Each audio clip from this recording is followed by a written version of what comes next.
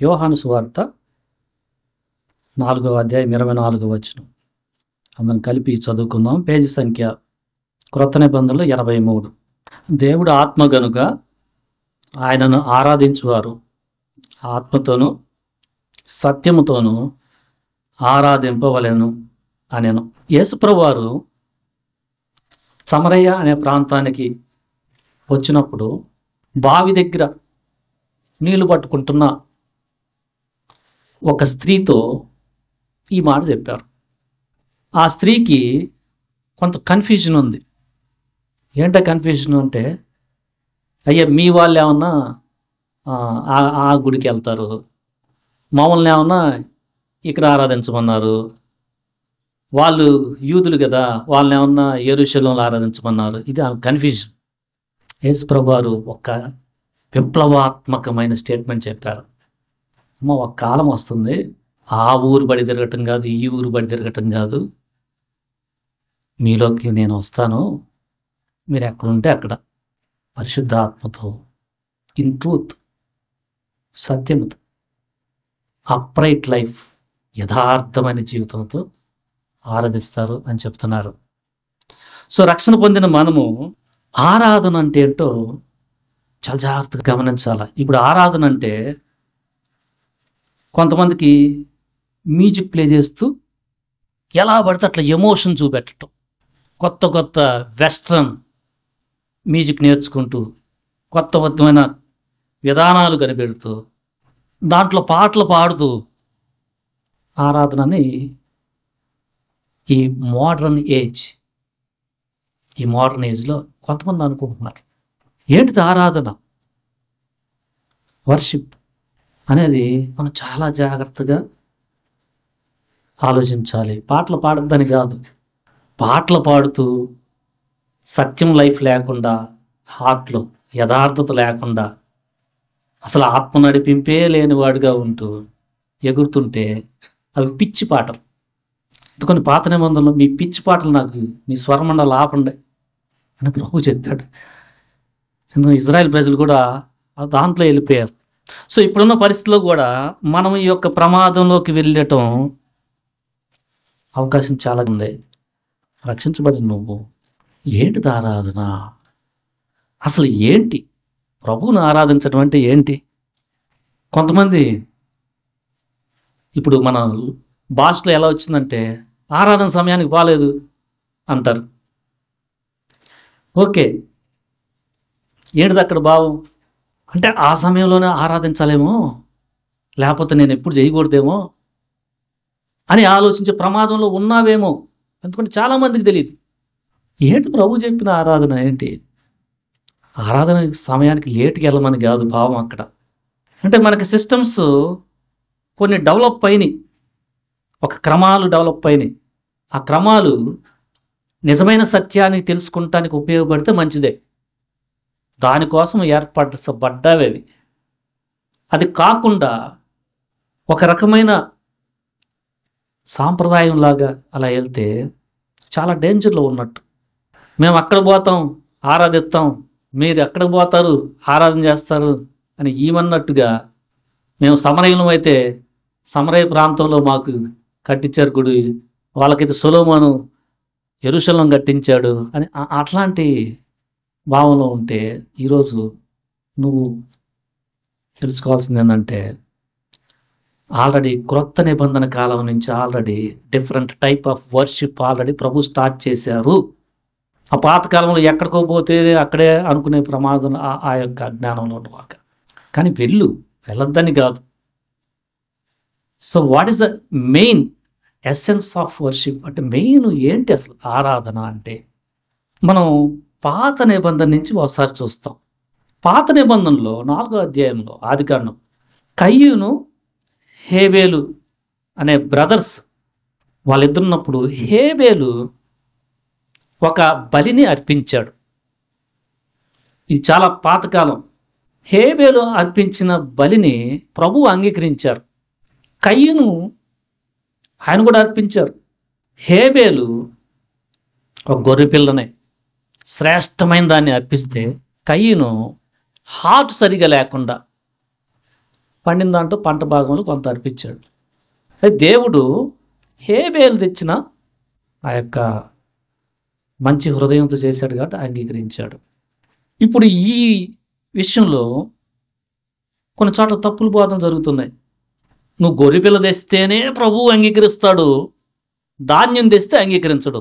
ఎందుకంటే కయ్యను ధాన్యాన్ని తెచ్చాడు కాబట్టి అంగీకరించడనే తప్పుడు బోధనలు జరుగుతున్నాయి. అది కాదు ప్రభు చూస్తుంది. కయ్యని హార్ట్ సరిగా లేదు. సో లేఖనాన్ని అర్థం చేసుకున్నప్పుడు చాలా జాగ్రత్తగా ఉండండి. ఎందుకంటే కొన్ని సంఘాల్లో మీరు ఇదే ఇవ్వాలి అని సరిగా లేఖనాన్ని అర్థం చేసుకున్నా దేవుడు హార్ట్ చూస్తాడు కాబట్టి అప్పుడు కూడా హార్టే చూస్తున్నాడు. అప్పుడు కూడా వాళ్ళకి అప్పుడు గుడి కూడా లేదు. ఏమైనా గుడి ఉందా? అప్పుడు చర్చ ఏమైనా ఉందా? లేదు. వాళ్ళకు ఉన్న దాంట్లో వాళ్ళ పద్ధతిలో ఆరాధించారు. మనుషులు కూడా అప్పుడు చాలా తక్కువ. ఎందుకంటే ఆదాము పిల్లలే చాలా తక్కువ. సో ఆ కాంటెక్స్ట్లో దేవుడు హేబేలు యొక్క అర్పణని అర్పించాడంటే హేబేలుకి మంచి హార్ట్ ఉన్నది. ఆ తర్వాత కొంత ముందుకెళ్ళాం. నోవాహు కూడా మహాజలం గ్రేట్ ఫ్లడ్ ఆ ఈవెంట్ అయిపోయిన తర్వాత పడవ నుంచి వచ్చాక జంతువుల్లో రకాలు పక్షుల రకాలు తీసుకొని ప్రభుకి బలిపీఠం మీద అర్పించాడు అని రాయబడి ఉంది 8వ అధ్యాయం ఆదికాండం.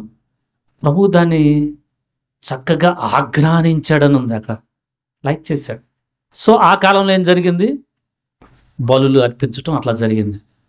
ఆ తర్వాత కాలంలో అబ్రహామును పిలిచినప్పుడు ఆదికాండం 12వ అధ్యాయంలో ఒక మాట చూడండి. ఆదికాండం 12వ అధ్యాయంలో అబ్రహామును పిలిచినప్పుడు యెహోవా 7వ వచనం, అబ్రహామునకు ప్రత్యక్షమై నీ సంతానమునకు ఈ దేశం ఇచ్చిద్దని చెప్పగా అతడు తనకు ప్రత్యక్షమైన యెహోవాకు ఒక బలిపీఠమును కట్టించెను. ఇది యెహోవా నామమున ప్రార్థన చేసెను. 8 చివరిలో ఉంది మనకి. బలిపీఠం కట్టించటం, దేవుని నామంలో ప్రార్థన చేయటం, అప్పుడున్న ఆ యాక్టివిటీ వర్షిప్ ఎలా చేస్తున్నారో చెప్పిన యాక్టివిటీ అది. ఆ తర్వాత దేవుడు అబ్రహాము, ఇస్సాకు, యాకోబు ద్వారా ఇశ్రాయేల్ ప్రజల్ని ఏర్పరచుకొని వారికి 10 ఆజ్ఞలు ఇచ్చి మీరు ఈ ఆజ్ఞల్ని పాటించండి. ఈ ఆజ్ఞలు పాటిస్తే చాలా వివేకం వస్తుంది. నన్ను సేవించటం అంటే మీరు ఈ ఆజ్ఞల్ని పాటించటమే. దీన్ని మీరు పాటించుతున్న దాన్ని బట్టి అన్యజనుల్లో మీరు నాకు సాక్షులుగా ఉంటారు. ప్రత్యేకమైన జనము, మీరు నా స్వాస్థ్యమని ఇశ్రాయేల్ ప్రజల్ని ఏర్పరచుకున్నాడు. మీరు ఒకవేళ పాపం చేస్తే మీరు ప్రత్యక్ష గుడారం దగ్గరికి వెళ్ళి బలి ఇవ్వండి అని కొన్ని సేవా నియమాలు పెట్టారు ప్రభు. పాప పరిహారార్థానికి ఎట్లా చేయాలని, సమాధానం కోసం సమాధానం ఇచ్చిన దానికి థ్యాంక్స్ చెప్పే విధానం ఒక పద్ధతి చెప్పారు. ఇవి లేవీ కాండంలో చూస్తున్నాం మనం. ఆ తర్వాత వీళ్ళు బలిస్తున్నారు, పాపం చేయటం, బలి ఇవ్వటం. మిమ్మల్ని అన్యజనుల మధ్య వెలుగుగా ఏర్పరచుకున్నాను. మీరు ఆ ప్రత్యేకతని కనిపించటం వలన అన్యజనులు నేను వారి మధ్య గొప్ప దేవుడిని వాళ్ళు తెలుసుకుంటారు అని వాళ్ళకి చెప్తే వాళ్ళు సరిగ్గా గ్రహించరు. అసలు రానుబోను ముందు సమయంలో ఏమైందంటే సొలొమోన్ టెంపుల్ కట్టించారు దావీదు కుమారుడు. ఆయన ఎలా ప్రార్థన చేశారు? ప్రభా, నీ ప్రజలు పాపం చేస్తే ఇక్కడికి వచ్చి ప్రార్థన చేస్తే ఆ మాట జ్ఞాపకం చేసుకోండి. ఈ ప్రాంతానికి వచ్చి ప్రార్థన చేస్తే వారిని క్షమించండి, వారికి మేలు చేయండి అని సొలొమోను ప్రార్థన చేస్తే, ఓకే, ఈ ప్రార్థనలు ఈ మందిరంలో మీరు చేసే ప్రార్థన నేను వింటాను, మీకు సహాయం చేస్తాను. ఎప్పుడు మీరు నా ఆజ్ఞలని జాగ్రత్తగా కైగొంటేనే ఒక ప్లేస్కి వచ్చేవాళ్ళు, ఒక ప్రదేశానికి వచ్చేవాళ్ళు. అందుకని యెరూషలేములో ప్రతి పురుషుడు ఇశ్రాయేల్ దేశంలో 3 సార్లు దేవుని దగ్గర కనపడాలా, ఇది వాళ్ళకి ఆజ్ఞ వాళ్ళకి. సో అంటే ఏంది అక్కడ, వాళ్ళు దేవుడు అంటే ఆ ప్రాంతానికే వెళ్తారు. దేవుడు అంటే యెరూషలేములో పద ఇంకా పండగ మనం వెళ్ళాలి అని చాలా దూరం నడిచి, ఆజ్ఞ లేకపోతే ప్రభు ఇబ్బంది చేస్తాడు, పాటించకపోతే నాకు మంచిది కాదు అని కొంతమంది భయంతో, కొంతమంది ప్రేమతో అలా పరిగెత్తుకుని వెళ్ళటం. చాలామంది తన యొక్క భావాన్ని మర్చిపోయారు. అందుకని యేసుప్రభు వారు వచ్చే వాళ్ళకి ఎలా ఉందంటే పరిస్థితి, అక్కడ అమ్ముకుంటూ ఉంటారు. టెంకాయలుగా ఎంత ఇవి, కొనండి, పావురాలు ఇవి, భలే తీసుకెళ్ళండి, బిజినెస్ అయిపోయింది.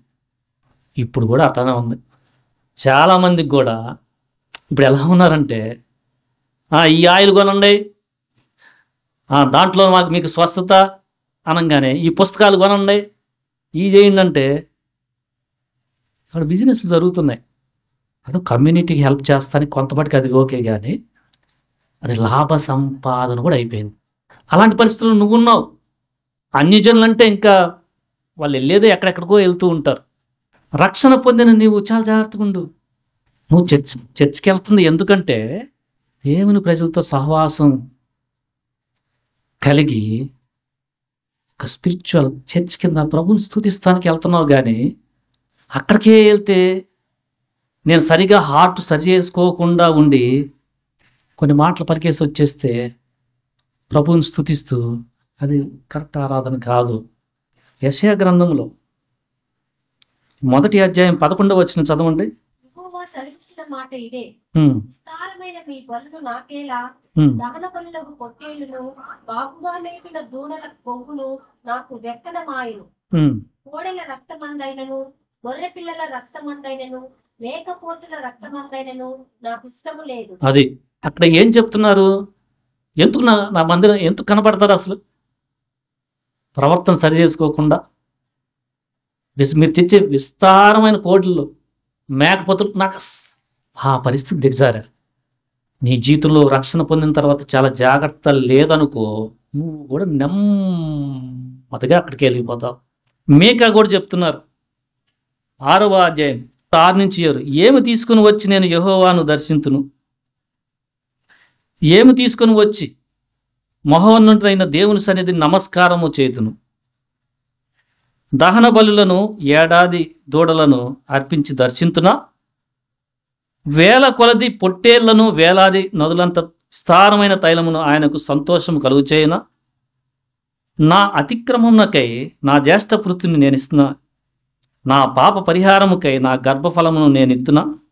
అది ఏం తెచ్చిన ప్రవక్త అంటున్నాడు, ఇవెంత చేసినా కూడా ఒక ఎసెన్స్ కోల్పోతే 8వ వచనంలో చెప్తున్నారు. ఏంటిది? అది మెయిన్ ఇంపార్టెంట్. మనుషుడా, ఏది ఉత్తమమో అది నీకు తెలియజేయబడి ఉన్నది.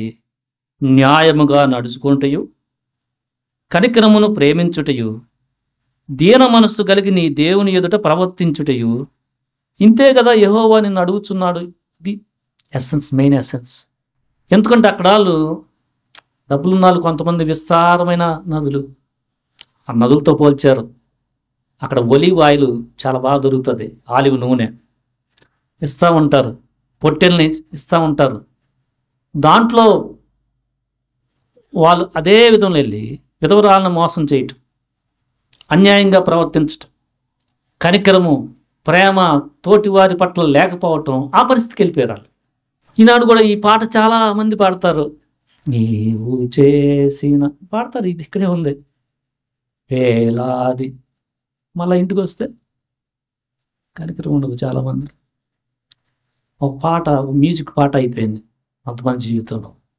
దేవుడు కోరుకుంటుంది ఏంటంటే, నువ్వు తప్పుతం చేస్తే రిపెంట్ అవ్వు, లేకపోతే నువ్వు వర్ధిల్లో. చాలా ఇంపార్టెంట్. అతిక్రమం చేస్తే వర్ధిల్లో, ఒప్పుకుంటే నీకు కనికరం. న్యాయాన్ని, నీతిని, కనికరాన్ని ప్రేమించు, దీన మనసు కలిగి ఉండు, నువ్వు లో హార్ట్, చాలా ఇంపార్టెంట్ అని చెప్తున్నారు. సో ఏం చేస్తారంటే, ప్రవక్తలు ఏం చేస్తున్నారంటే, ఇజ్రాయిల్ చేస్తున్న తప్పిపోయిన ఆ యొక్క పరిస్థితుల నుంచి ప్రవక్తలను పంపిస్తూ దేవుడు ఏం చెప్తారంటే వార్నింగ్ ఇస్తున్నారు. మీరు జాగ్రత్త పడండి, లేకపోతే జాగ్రత్త, ఊరి నుంచి వస్తున్నారు జనం, మీరు బందీలకు వెళ్ళిపోతారు బానిసత్వానికి. సొలొమోనుతో కూడా ప్రభు చెప్పారు, ఈయన ప్రజలైన తప్పు చేస్తే ఆజ్ఞలు పాటించకుండా న్యాయం లేకుండా జీవిస్తే చెదరగొట్టేస్తాను, వారు మళ్ళా రిపెంట్ అయితే మళ్ళా సమకూరుస్తానని చెప్తున్నారు. ఇలా పరిస్థితి, రిపెంట్ అవ్వండి, పశ్చాత్తాపడండి అనే ప్రవక్తలు వారికి పెందల కడలే లేచి చెప్తా ఉన్నారు. కొంతమంది ప్రవక్తలను చంపేస్తున్నారు. నువ్వు చెప్పేది ఏంది అంటే అప్పుడు కూడా వినే పరిస్థితులు లేదు. సో వీళ్ళు మొదటి వీళ్ళ మూల పురుషుని చూసుకుంటే అబ్రహాం వెరీ వెరీ మంచి ఫెయిత్ పర్సన్, ఇస్సాకు, యాకోబు. కొంత సమయానికి ఏమైపోయారు వీళ్ళు? ప్రభు అంటున్నాడు, కనికరం కలిగిన వాడు ఒక్కడన్నా ఉన్నాడా? ఆ పరిస్థితి దిగజారారు. కానీ వాళ్ళు అనుకుంటున్న వర్షిప్ ఏంటంటే, ఆరాధన ఏంటంటే, ఆ పని చేయటం, పద ఇచ్చేస్తాం బా పద, హడావుడి. ఈరోజు కూడా చాలామంది దేవుణ్ణి ఆరాధించటం అంటే ఈ పైనే చూస్తున్నారు. మనస్సు మార్చుకో అంటే చాలా కష్టపడుతున్నారు. అసలు వాళ్ళకి అర్థమే కావట్లేదు. కొంతమందికి పైన ఇవ్వటం అంటే వాళ్ళకున్న దాంట్లో ఇచ్చి ఇంకా చాలా కొంతమంది అయితే గర్వంగా చెప్పుకునే వాళ్ళు కూడా ఉన్నారు. నేను అది ఇచ్చేస్తున్నానయ్యా చర్చికి. చాలామంది, అరే ఏంటి ఇంకా తాగుతున్నావు అంటే, ఏంటి ఇంకా పూర్తిగా ప్రభువుకి అంగీకరించలేదు, ఏందా బూతులు అంటే, కోపం వచ్చిందయ్యా. ఇది పరిస్థితి. ఆ పరిస్థితిలో ఉంటే చాలా ప్రమాదంలో ఉన్నట్టు, ఇంకా రక్షణ పొందలు. అసలు షిప్ అంటే ఏంటంటే రైట్ హార్ట్, అక్కడ పోతేనే వస్తుంది, ఏడపోతేనే పరిగెత్తాలి ఆ ప్రాంతం. అక్కడ చాలా, ఇప్పుడు క్రైస్తవులు కూడా ఎలా అయ్యారంటే, నేను అక్కడ బాప్టిజం తీసుకున్నాను, నేను యెరూషలేములో బాప్టిజం తీసుకుంటే మంచిదే, కానీ అది కాదు నీ యొక్క అతిశయం. ప్రభు చూసేది ఏంటంటే, తీసుకో, అవకాశం ఉంటే అక్కడికి వెళ్తే తీసుకో, బట్ నీ లైఫ్ ఎలా ఉంది ప్రస్తుతము, నీ యొక్క హార్ట్ దేవుని మాటకు రెస్పాండ్ అవుతుంది అసలు, అది చూస్తాడు. రక్షణ పొందిన నీవు ఆత్మతో సత్యముతో ఆరాధించే కాలం వచ్చిందని అసలు గమనించావా? కొంతమంది మనం చాలాసార్లు ఆత్మతో సత్యంతో ఆరాధన చేస్తాం. ఇప్పుడు అనగానే మాట విని కూడా వాళ్ళకి ఒక రకమైన మామూలు సింపుల్గా అయిపోయింది కొంతమందికి. ఎందుకని మనం ఆత్మతో సత్యంతో ఆరాధన చేస్తాం అనేస్తాం సింపుల్గా. ఆత్మతో సత్యంతో ఆరాధన చేసే టైంలో నువ్వు ఉన్నావు, ఫస్ట్ ఆ గ్రహింపు వచ్చిందా, మాటలో మాట్లాడావు, హార్ట్లో నీకు రెవల్యూషన్ ప్రత్యక్షత వచ్చిందా, చాలా ఇంపార్టెంట్. పాత నిబంధన కాలంలో అయితే యెరూషలేములో గుడికి వెళ్ళాలా, చర్చ్కి. ప్రభు చెప్తున్నాడు అది వెళ్ళిపోయింది, ఇది చివరి కాలం, నేను మళ్ళా రాబోతున్నాను. ఈ కాలంలో దేవుణ్ణి తెలుసుకోవటం ఏంటంటే, మీ యొక్క ఆరాధనలో సత్యం కనపడాలా, మీ యొక్క ఆరాధన శరీరతత్వంగా ఉండకూడదు. కొంత ఊగిపోతూ ఉంటారు, పోగొట్టం. అంతే మంచి స్పిరిట్ బట్టి నిజంగా ఊగుతుంటే లైఫ్ కూడా చాలా పీస్ఫుల్గా ఉంటుంది. తర్వాత మంచిది అది.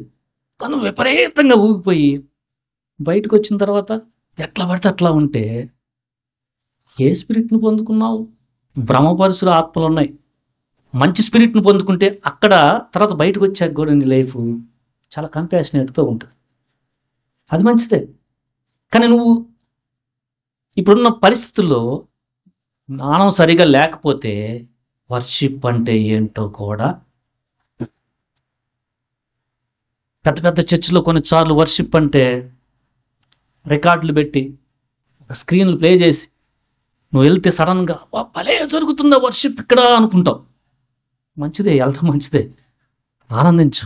బట్ కానీ వర్షిప్ అంటే అసలు ఏం తెలిసిందా నీకు? భలే జరిగిందాం, భలే ఆరాధన చేసాం, భలే తర్వాత నీ జీవితంలో సంతోషం ఉంటుంది అసలు? ఏదన్నా పరిస్థితి వస్తే ప్రభువుని గనపరిచే లైఫ్ జీవించడానికి ప్రయత్నం అసలు జరుగుతుందా? ఇది చూస్తాడు.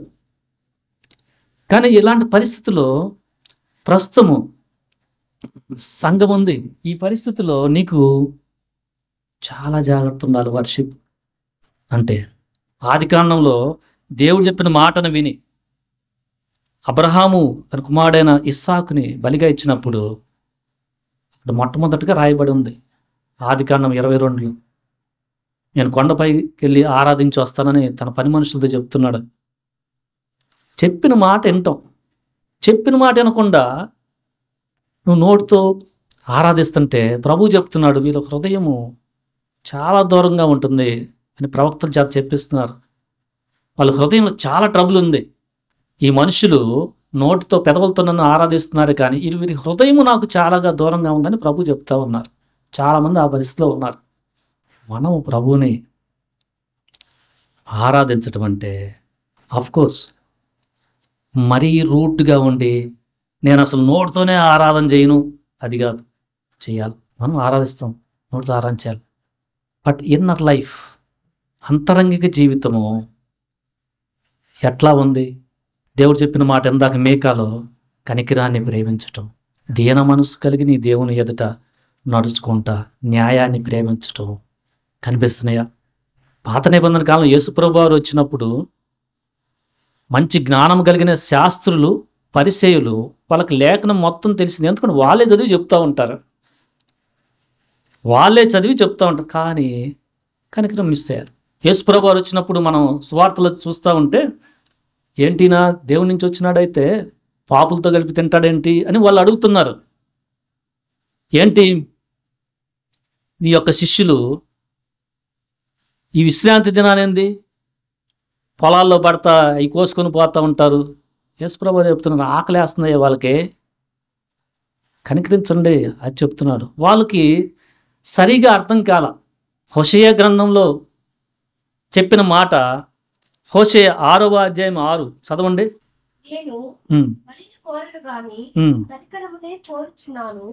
దహన బలుల కంటే దేవుని గూర్చిన జ్ఞానము నాకు ఇష్టమైనది. దేవుడు ఏం కోరుకుంటున్నాడంటే పరిశుద్ధ దేవుని గూర్చిన జ్ఞానము. సామెతల గ్రంథము 9వ అధ్యాయము 10వ వచనంలో కూడా మళ్ళీ చదవండి ఆ మాట.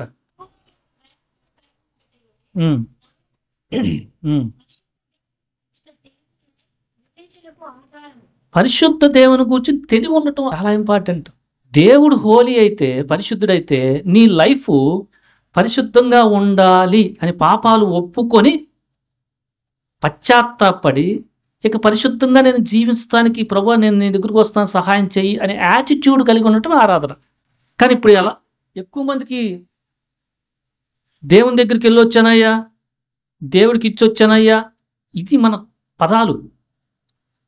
సహజమే అలా మాట్లాడటం, తప్పు కాదు. ఇలాంటి పదాలు వింటున్నప్పుడు నీకు సరైన అవగాహన లేకపోతే దేవుని దగ్గరికి వెళ్ళి రావటం అంటే ఏంటి మిస్ అయిపోతాం. ఎందుకంటే దేవుని కొంతమంది చాలా ఈజీగా మాట్లాడేస్తున్నారు. అలా ఈజీగా మాట్లాడే ప్రజల మధ్య కూడా ఉన్నావు. దేవుని మీదొట్టు, దేవుని తోడు, అలాంటి ఈజీగా దేవుని యొక్క పదాన్ని ఈజీగా మాట్లాడే ప్రజల మధ్య నువ్వు ఉన్నావు. ఇలాంటి మాటలు వింటున్నప్పుడు నువ్వు చాలా జాగ్రత్త లేకపోతే ఆరాధన చేస్తున్నానని అజ్ఞానంతో ఉండి చాలా కన్ఫ్యూజన్ లైఫ్లో రాంగ్ రూట్లో ఉంటావు. ఆరాధన అంటే ఆ స్త్రీకి ప్రభు చెప్తున్నారు సమరస్కి, ఒక కాలం వస్తుందమ్మా దేవుణ్ణి ఆరాధించేవారు ఆత్మతో సత్యముతో ఆరాధన చేస్తారు. ఆరాధన అంటే మనం పైన పాటలు పాడేది ఖచ్చితంగా పాడాలా, అది పాడను అది కాదు, అది రూడ్నెస్. సాంగ్స్ పాడాలా, సమాజంగా కూడుకోవాలా, ఇవి అన్నీ పైకి జరుగుతున్న ఈ యొక్క క్రియలు నీ లోపల సత్యముతో ఆత్మతో ఆరాధించే స్థితికి తీసుకెళ్తూ ఉండాలి. ఇది యథార్థంగా ఆరాధించమంటున్నాడు ప్రభు. చాలా ఇంపార్టెంట్. పలలో పాల్పంపులు పొందిపోతున్న నువ్వు ఒకసారి ఆలోచించాయి. ఆరాధన అంటే అర్థమైందా? ఫస్ట్ పరిశుద్ధ ఆత్మని, ఆత్మతో ఫస్ట్ నీ ఆత్మ దర్శనం. ప్రభు నీకు పరిశుద్ధ ఆత్మని ఇస్తాడు. రక్షించబడిన ప్రతి ఒక్కరికి అది ఒక వరం. పరిశుద్ధ ఆత్మ వచ్చిందంటనే నీకు సిమ్టమ్స్ ఏంటంటే హోలీ లైఫ్ అంటే నీకు చాలా ఆనందంగా ఉంటుంది. ఎందుకంటే ఆత్మ పరిశుద్ధమైనది కాబట్టి జీవితం కూడా పరిశుద్ధంగా ఉండాలని దాంట్లో చాలా ఆనందిస్తూ ఉంటుంది. ఫస్ట్ అది జరగాలి. ఎందుకంటే ఆత్మతో ఆరాధించాలి. వాడు 10 పాటలు పడితే నేను 20 పాటలు పాడతాను బ్రదరు, ఎందుకు నాకు పాటలు ఇవ్వలేదు, వాడికి ఇచ్చారన్నారు అనుకో. ఇట్లాంటి పరిస్థితులు కొంతమంది ఉన్నారు. నాకంటే వాడేమైనా పడతాడా పాటలు బాగా, వాడికి ఇచ్చాడేంటి? ఇది కొంతమంది భావం, శరీర తత్వం. కానీ నువ్వు ఆగితే ఆత్మతో ఫ్యూచర్లో నిన్నే వాడుకుంటాడు, ఇంకెవరు ఉండరు అక్కడ. కానీ కొంతమంది పరిశుద్ధ ఆత్మను పొందుకుంటే నీకు దేవుడు వెంటనే చెప్తాడు, ఇది కాదమ్మా ఇంపార్టెంట్, దేవుని చిత్తం నాకు ఖచ్చితంగా రేపు వస్తే నేను ప్రభువులో ఆనందిస్తూ ఏంటి నా చిత్తం ఆయన నడిపిస్తూ ఉంటాడని ముందుకు వెళ్ళిపోతూ ఉంటాడు. తర్వాత మనం సత్యముతో, దేవుడు గాడ్ ఈజ్ ట్రూత్, ఆయన సంఘము సత్యానికి ఆధారమై ఉందని లేఖనం చెప్తా ఉంది. సత్యం అనేది నీ జీవితంలో కనిపించాలా. సత్యం కనిపించటం అంటే మనం ఇంకా 100% ప్రభువులాగా అలా అయిపోయామని కాదు. మనము ప్రభు యొక్క ఆత్మను పొందుకొని సత్యంలో నడుస్తానికి చాలా ప్రయాసపడతా ఉంటాం. అంటే చాలా ఆనందంగా ఉంటుంది ఆ లైఫ్. కొన్నిసార్లు పడిపోతాం. ఫర్ ఎగ్జాంపుల్ పోలీస్ దగ్గరికి వెళ్ళావనుకో, కొన్నిసార్లు భయం ఉండటం వలన భయం సడన్గా ఒక ప్రశ్న వేస్తే సడన్గా అబద్ధం చెప్పేయచ్చు. అప్పుడు నీకు ప్రభు చెప్తాడు, ఏంటమ్మా తడబడ్డా వింటున్నా, నీకు వెంటనే రిపెంటెన్స్ వస్తుంది. అది సత్యంలో నడవటమే. చెయ్యాలని చెయ్యు, ఒక ప్లాన్ వేసుకొని ఇది ఖచ్చితంగా అట్లా అబద్ధం చెప్పేసి వచ్చేస్తా, అట్లా ఉండదు. కానీ కొన్నిసార్లు తడబాటు అనేది ఉంటుంది. కాకపోతే తడబాటు అయిన తర్వాత ప్రభు యొక్క బోధ కనిపిస్తూ ఉంటుంది లోపల. ఎందుకు? ప్రభు మనలో ఉన్నాడు కాబట్టి మళ్ళీ మాట్లాడుతాడు, రామ్ ఈసారి చుట్టూ చాలా జాగ్రత్త, ఇది మళ్ళా వెళ్ళి సాధ్యమైతే సరి చేసుకో అని చెప్తే నువ్వు దానికి కొంచెం ఆలోచిస్తూ ప్రార్థన ద్వారా ప్రభు లో హార్ట్ పొందుకొని వెంటనే అతను అమ్మ సారీ అని చెప్పేస్తా. కొంచెం సారీ అని చెప్పలేకపోయినా అది నీకు చాలా, ఈసారి నేను చాలా జాగ్రత్తగా ఉండాలనే భావము ప్రభు ఇస్తాడు. సో ఇప్పుడేం జరిగింది? నువ్వు సత్యములో ఎదుగుతున్నావు. ఇది ఆరాధన చేయటం. సో ఆ ఆరాధనలో ఏం కనిపిస్తుంది? పడిపోయినప్పుడు రిపెంటెన్స్ కనిపిస్తుంది, యథార్థత. మనకు లేని భక్తిని పైపైన చూపెట్టుకోవటాలు ఇవి కాదు. అయ్యా నేను పడిపోయానయ్యా నాయన, నాకు సహాయం చెయ్యి అని మనం భక్తిని కరెక్ట్గా పోల్చుకోవటం. ఓకే, నాది ఇంకా నేను చాలా ఎదగాల, ప్రభు నాకు సహాయం చేస్తాడు ఇది అని మనం యథార్థంగా ఉంటాం. నిజంగా రాలేనంటే అయ్యా నేను చేయలేనులే అంటాం. చేసేస్తాను అని చెప్పి కొన్నిసార్లు మనం తడబడతా ఉంటాం. అంటే మన యొక్క యథార్థమైన ఆత్మబలం తెలియకుండా చేసేస్తాను అంటాం, కొన్నిసార్లు సహజమే. కానీ ప్రభు ఏం చెప్తారంటే, చూసావా నీ పరిస్థితి, అందుకొని దీనత్వం కలిగి ఉండు, రైట్గా ఎక్కడున్నావు చెయ్యి, చేసేస్తానని ప్రయత్నం చేయి, అది మంచిదే, నీకు ఆ యాంగిల్ మంచిగా ఉంది. కానీ ఫెయిల్ అయ్యావు చూసావుగా, ఇప్పుడు వరి అవ్వాక కొంచెం అక్కడ ఒక రిపెంటెన్స్ జరుగుద్ది. అక్కడ అరే ఏంటి ఎట్లా మాట్లాడాను, అమ్మో ఈసారి చాలా జాగ్రత్త మాట్లాడాలి, ప్రభు చిత్తమైతే వస్తాను అని మన భాష మారుతుంది. అంతకుముందు అయితే మనం చేసేస్తాం బ్రదరు, అది ఇది మన భాష, యథార్థత ఉండదు. అంటే చెయ్యాలనే భావం మంచిదే. ఇప్పుడు దాంతో కూడా ప్రభు ఏం నేర్పిస్తున్నాడు అంటే యథార్థత నేర్పిస్తున్నాడు. ఆ చేసే దాంట్లో కూడా ఎదిగేట్టుగా చేస్తాడు కొంచెం. ఇలాగున మనం ఆరాధన చెయ్యాలి. ప్రస్తుతం ఉన్న ఈ పరిస్థితుల్లో చాలా జాగ్రత్తగా ఉండండి. ఈ పరిస్థితుల్లో శరీరతత్వం ఎక్కువగా ప్రబలుతున్న ఈ యొక్క పరిస్థితుల్లో మందిరానికి వెళ్తుంటే అక్కడ ఎలా పడితే బాగా తిని వస్తూ మంచి భోజనం పెడితే వాటిలో సంతోషిస్తూ ఈ యొక్క ఇంపార్టెంట్ అయిన విషయాన్ని ఎక్కువ మంది కోల్పోతున్న ఈ పరిస్థితుల్లో నువ్వు చాలా జాగ్రత్తగా ఉండు. దాని మీద అక్కడికి వెళ్ళొద్దని కాదు, సెగ్రిగేట్ అయిపోయి ఉండమని కాదు. కొన్నిసార్లు ఎలా చూస్తే వెళ్ళు, బట్ వెళ్ళినా నీ హార్ట్ ఎలా ఉండాలనంటే అక్కడ రిఫ్లెక్షన్ జరగాలి. ఎందుకంటే ఎక్కువ మంది ఎట్లా పడితే హడావుడిగా ఉంటారు, అక్కడ కూడా నెమ్మదిగా ఉంటారు.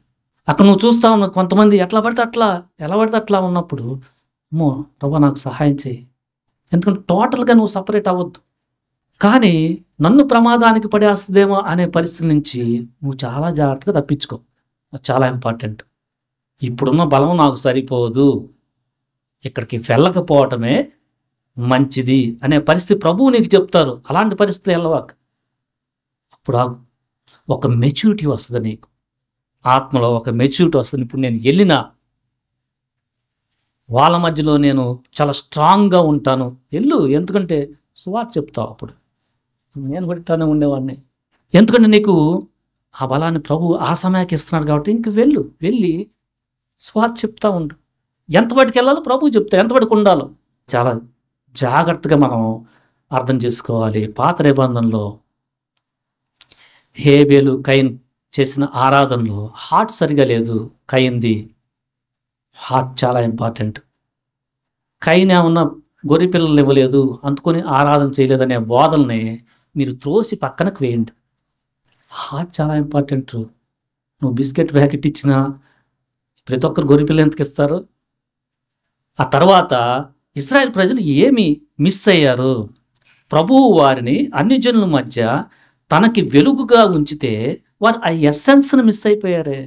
మన్ను కూడా లోకానికి వెలుగుగా ప్రభు ఉంచాడు. నేను లోకానికి వెలుగు, ఉప్పు అన్నాడు. అది చాలా జాగ్రత్తగా గమనించాలి. మన ప్రవర్తన అన్ని జనుల మధ్య మన దేవునికి ఘనతగా తెచ్చేట్టుగా ఉంటుందా? ఇది ఆరాధన మెయిన్ ఎసెన్స్. జనరల్గా అయ్యా ఈరోజు ఆరాధన చేయలేదంటే, అరే ఈరోజు ఆదివారమే కదా ఆరాధన అనే ఒక్క భావంలోనే ఉండొద్దు. అది ఆరాధనే, దాన్ని రూట్గా చూడొద్దు, చాలా రెస్పెక్ట్ చేయాలి. But at the same time నువ్వు బస్సులో ఉన్నా, ఇప్పుడు బస్సులు ఎలా ఉన్నాయంటే పరిస్థితులు ఎట్లా పడితే అంత గజిబిజిగా ఉంది. బస్సు ఎక్కడం అంటేనే గజిబిజిగా ఉంది. మొన్న వెళ్ళొచ్చాను, ఉమెన్స్కి ఫ్రీ అని టికెట్ పెడితే విపరీతంగా ఎక్కేస్తున్నారు. మళ్ళీ ఎక్కుతారు, కొంతమంది దిగుతారు, మళ్ళీ ఈ బస్సు కాదు ఇంకోటి, అలాంటి గజిబిజిలో ఉన్నారు. అలాంటి పరిస్థితుల్లో నీ యొక్క ప్రభువులో ఉన్న నెమ్మదిని ఎలా కాపాడుకుంటున్నావు? ఇది ప్రభువు చూస్తాడు. అంటే ప్రతిసారి అలాంటి పరిస్థితి ఉందో, ప్రతిసారి ఆ పరిస్థితి, కానీ కొంచెం నువ్వు వాటిని ఎదుర్కోవాల్సి వస్తుంది. అలాంటి సమయంలో కూడా నీ యొక్క ప్రవర్తన ఎట్లా ఉంటుంది? వాడు ఖర్చీఫ్ వేయగానే నీ ఖర్చీఫ్ తీసేయగానే గొడవ పడేస్తున్నావా? ఈ లోక ప్రజలు ఇది గొడవ పడుకుంటారు, న్యాయమే. బట్ అక్కడ గొడవ పడేదా అడగచ్చు. గొడవ పడేదాకా వెళ్ళావంటే ఏం తెలుస్తుందో నీకు? ఇంకోసారి అమ్మ నేను వేసానమ్మ అడగచ్చు, తప్పులేదు, అది న్యాయం. వాటికి ఇంకా అది మిస్ అయ్యి ఇద్దరిద్దరు గొడవ పడ్డావనుకో, సమాధానాన్ని కాపాడుకో అనే మాట మిస్ అవుతున్నావు కదా. అది తెలిస్తే అక్కడ ప్రభుని ఆరాధన చేసినట్టే. ఎందుకంటే వాళ్ళ మధ్య నీకు నీ యొక్క వెలుగు వాళ్ళు చూస్తారు. చాలా డిఫరెంట్గా ఉన్నాడే, అది ఆరాధించడం. మనం మన దేవుని ప్రజల మధ్య ఇలా చక్కగా ఇందాక ఎలాగా ఆరాధించాలి, దాన్ని అసలు చాలా ఇంపార్టెన్స్ చూడాలి. బట్ ఇక్కడే కదా ఆరాధించటం అంటే. ఆత్మదేవుడు మనకిచ్చాడు. మనం ఎక్కడుంటే అక్కడ ప్రభు యొక్క గుణగణాలు మనలో కనపడాలనే మనం దేవుని యొక్క ఆత్మను బట్టి ప్రయత్నం చేస్తూ పడిపోయినా ముందుకెళ్తూ అక్కడ కూడా ప్రభు నాకు సహాయం చేశావు గుర్తొస్తున్నప్పుడు థ్యాంక్ యూ హార్ట్లోనే. చాలా మనం మోకాల్లోని చేసే పరిస్థితులు ఉండవు. మనం ఉన్న హార్ట్లోనే నించొని వెళ్తూనే మనం ఆరాధన చేయొచ్చు. అలాంటిది దేవుడు మన పట్ల కోరుకుంటున్నాడు. దేవుడు ఈ మాటలు మనందరికి కూడా దీవించును గాక. ఆమేన్.